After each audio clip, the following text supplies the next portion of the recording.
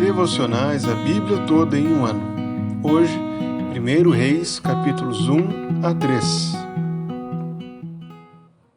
O início do livro de 1 Reis narra a transição do reinado de Davi para Salomão, bem como os conflitos que surgiram nesse período.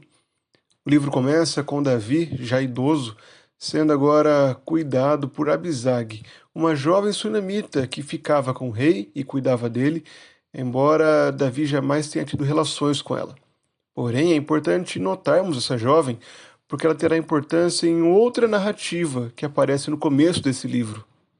Após essa breve introdução sobre Davi e Abisag, é narrado que Adonias, um dos filhos mais velhos de Davi, sendo o quarto filho, aquele que era um pouco mais novo que Aminon e também que Absalão, aqueles dois filhos que morreram no livro de 2 Samuel, esse filho, Adonias, deseja ser rei e usurpa para si o reino de Israel.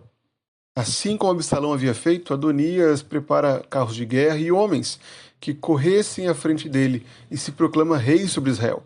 Ele é acompanhado nesse golpe por Joabe, por Abiatar, porém ele é rejeitado por Zadok, Benaia e por Natã, o profeta, justamente por serem homens que eram fiéis a Davi.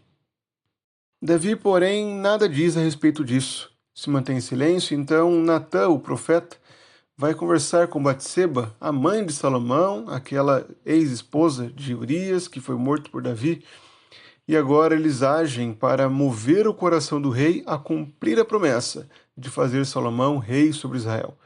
E tem sucesso nisso. Davi reconhece o juramento que havia feito e decide estabelecer a Salomão como rei. Há toda uma preparação, Natã, Zadok, Benaia, toda a guarda real com os valentes de Davi fazem Salomão montar na mula que o rei montava e agora o levam a Gion, onde Zadok, o sacerdote, o unge como rei sobre Israel. Diante desses eventos, Adonias se prende ao altar e pede que Salomão o poupe.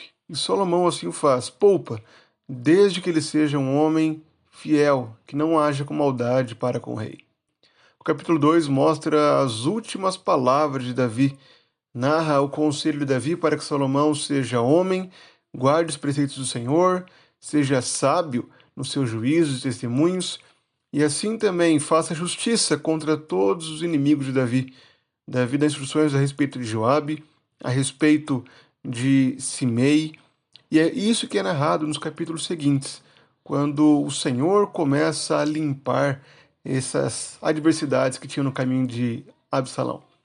Adonias é morto por desejar ter Abisag, aquela jovem que cuidou de Davi no começo do livro. O fato de Adonias desejar essa mulher mostra o seu desejo pelo reino. Tomar a esposa do antigo rei, por mais que Davi não tivesse tido relações com ela, era um sinal de que ele ainda desejava o trono de Salomão.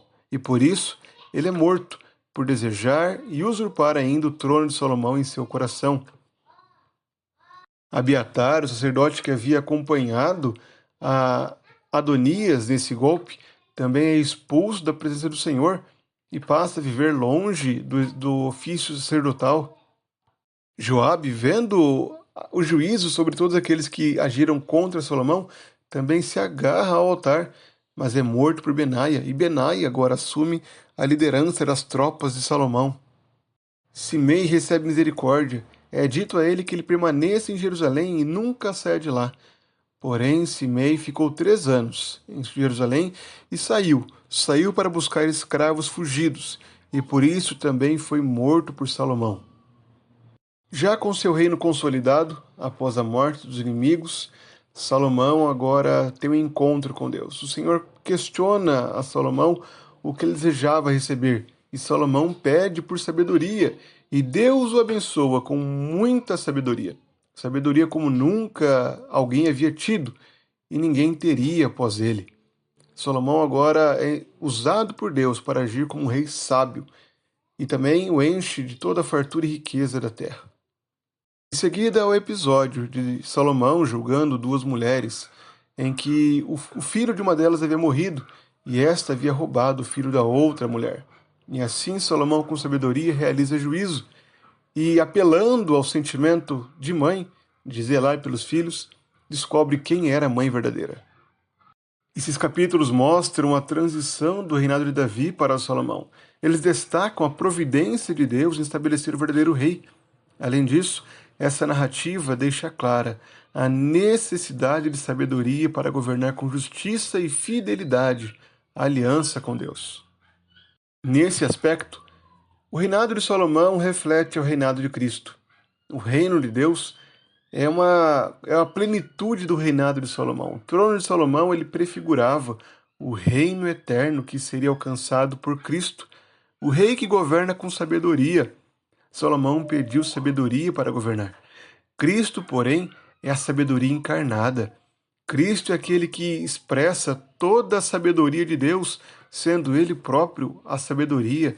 Muitas vezes Cristo declara que Ele é maior do que Salomão, justamente porque Ele sim reina com sabedoria plena. Ele é mais sábio do que Salomão. Nesses capítulos nós podemos ver a soberania de Deus na história, e isso se aplica a nós. A soberania de Deus pode ser vista em vencer até mesmo os dilemas e planos humanos. Por mais que Adonias tente se elevar como rei, Joabe o apoie, os sacerdotes o apoiem, ainda assim o Senhor triunfa contra essa rebeldia e rebelião de Adonias. O Senhor entrega a Salomão o reino de Israel e o faz agora governar com justiça. Salomão também demonstra a importância da sabedoria vinda de Deus. Nós devemos pedir sabedoria a Deus, pois Ele dá graciosamente, como diz Tiago. É nosso dever vivermos de forma sábia, de forma agradável a Deus. O livro de Provérbios, escrito por Salomão, revela justamente a importância da sabedoria para uma vida santa. Salomão é o rei sábio, mas Cristo é superior a Salomão. Essa é a grande mensagem que devemos tirar desses capítulos. Portanto, que nós vivamos em sabedoria, refletindo a sabedoria vinda do nosso Rei, e vivamos assim para a glória do nosso Rei.